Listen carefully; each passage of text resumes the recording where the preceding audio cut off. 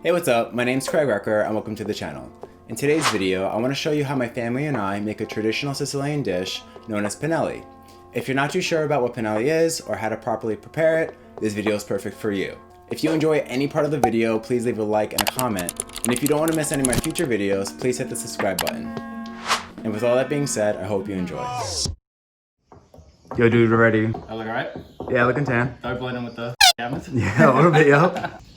Hey, here's my mom. Thanks, Tom. Okay, so we are going to be showing you how to make panelles. It comes from Sicily, where we were born and raised, and my parents always did panelles, pane e penelli. And I have my neighbor Pete. Hi, everyone. He knows all about panelles too, so we might be doing it together. So the first ingredient that we're going to be using is chickpea flour. You can find this in Italian supermarkets, bakeries. Good try to find it there. The next ingredient that we're going to be using is salt and pepper. We will be also adding parsley. If you do not have fresh parsley, we could also use frozen parsley. I keep it in the freezer, chop it up. No certain amount, just as much as you like. Okay, so in order to measure chickpea flour to make panelles, you would have to do, let's just say if you use 3 cups of chickpea flours, you would need 4 cups of water. So today I chose to do 5 cups of chickpea flour. I have my neighbors coming over and I want to make sure we have plenty. So I'm going to be adding 5 cups of chickpea flour to a shifter so I can make the flour more soft, more able to mix. Here's 2 cups of chickpea flour. I'm going to shift it. Just 2 cups at a time. If you put too much in here, it's just going to be overwhelming. Hope you wash your hands. Yes, I did wash my hands. Coronavirus! Coronavirus! I'm going to be adding another 2 cups. That makes it 4 cups of chickpea flour.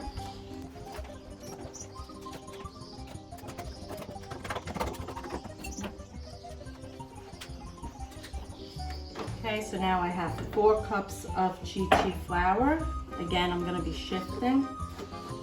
I don't even know if I'm saying that right. Now I'm adding 1 more cup of flour to make a total of 5 cups of chickpea flour.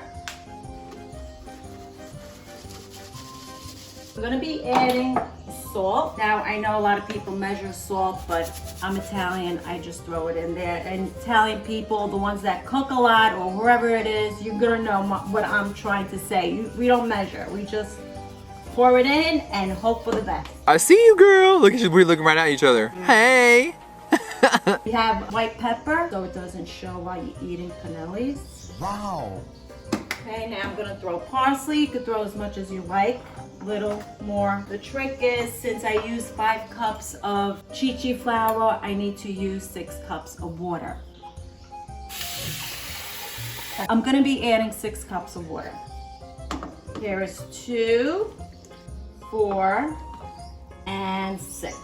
This is something that my mom does, and I'm pretty sure in Italy, our ancestors used to do the same. My hands are clean, but I have to go in there and just try to get the flour to be soft, no clots of flour. So I'm gonna be doing this and just squeezing my hands and making sure that the flour dissolves with the water and mixes in well. Okay, so what I'm doing is I'm feeling little balls of flour and I'm trying to break it up with my fingers, with my palms, even if I have to do it together, and just try to, get the thickness of the flour melted in the water. So here's another tip with chickpea flour. If you buy flour and it's expired, it will not work. Once you start frying, it will break apart and you know that was expired. It has happened to us, my family. And we figured out, we realized that the flour was expired. So just make sure it's not. This is what it's supposed to look like. It's melted in there pretty much, not much cloves in there of chickpea flour. So at this point, I wanna make sure that I have enough salt. Okay, I just tasted it. I'm like, you know what? I think I need a little bit more salt. So I wanna add a little bit more. That should be it. I'm not gonna taste it anymore. I feel like it's gonna work. At this point, we're gonna put the flame on medium high and just stir, you have to stay by the stove because it is going to thicken up and you're going to need strength to hold. Most times there'll be two people holding the pot, one holding the pot and one stirring. My advice to you is just stay by the pot and just stir, and little by little you're going to get the thickness on the bottom of your spoon. You'll notice that. But we're gonna skip this part. Okay, so as you can tell, it's been, I would say, less than 10 minutes and we're getting globs of chickpea flour, which is normal, and this is what you expect. When I have to stir it, this is where it's gonna start getting tough and where you're gonna need another person to hold the pot. Yeah, there you go. It looks good. I'm gonna lower it because I don't want to burn it. Realize the amount of heat going in here. This is what I mean about two people working on this. And I see it's getting thick and we're almost about to be done. My mom always used to say when you see 1 or 2 bubbles popping out of here, then that means it's ready. It'll come from the bottom of the pan. Yeah, it really has to get thick. And I see it bubbling, so I'm gonna say that it's gonna be ready. Okay, so very, very fast. You're throwing it on the counter or on the dishes. I want to rip your arm off. And you're gonna be spreading it. Yeah, you could do closest to. Shit, that burns. Lick it, lick it, lick it, lick it, lick it. It came out nice though.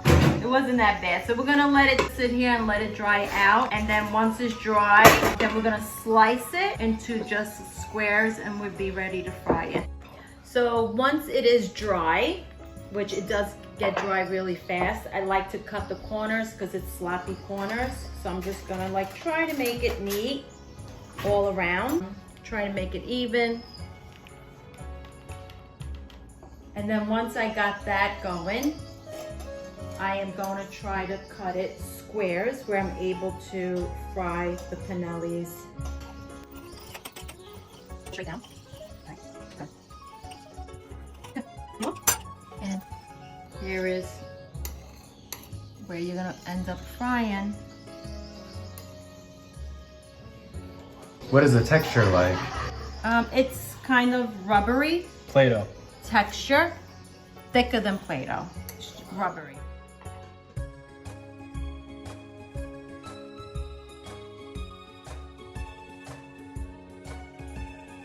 Watch your head. Thanks, Chief. So here is my friend, my neighbor Pete. He's helping us fry the panelles. Great time to just fry outdoors. So here is the panelles. They're fried. It's got a golden look to it. And this we're going to show you at the end where you can put it in a roll with lemon. How much and oil? Just enjoy it. Enough to cover. Just to have some kind of a deep fry. Okay, so this is the end of the panelles that we had made today. What we usually do is we get a roll and put a couple of panelles in and squeeze lemon and enjoy. Want some?